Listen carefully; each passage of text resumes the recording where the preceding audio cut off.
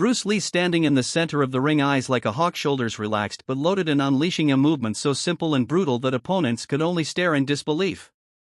This isn't mysticism or martial arts folklore. This is method.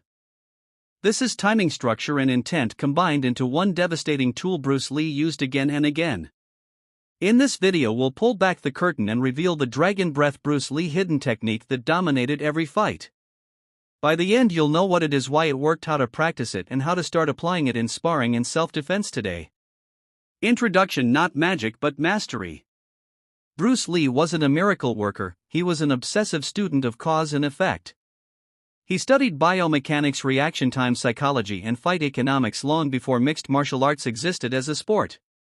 The dragon breath is less a single punch and more an approach, a combination of breathing structure, explosive intent, and micro angles.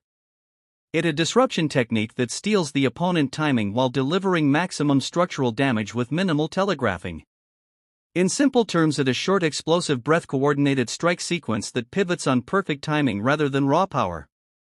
That's why it read as domination. Opponents who expected force were met with precision wrapped in explosiveness. This script will guide you through the history, the technical breakdown, progressive drills, and real fight applications so you can begin to train like Lee, not to copy his charisma but to understand the principles that made his moves lethal.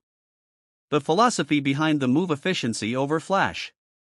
Bruce Lee's whole system was built on the idea of using the simplest, most efficient path to an objective. He called his approach economy of motion. The dragon breath embodies that principle.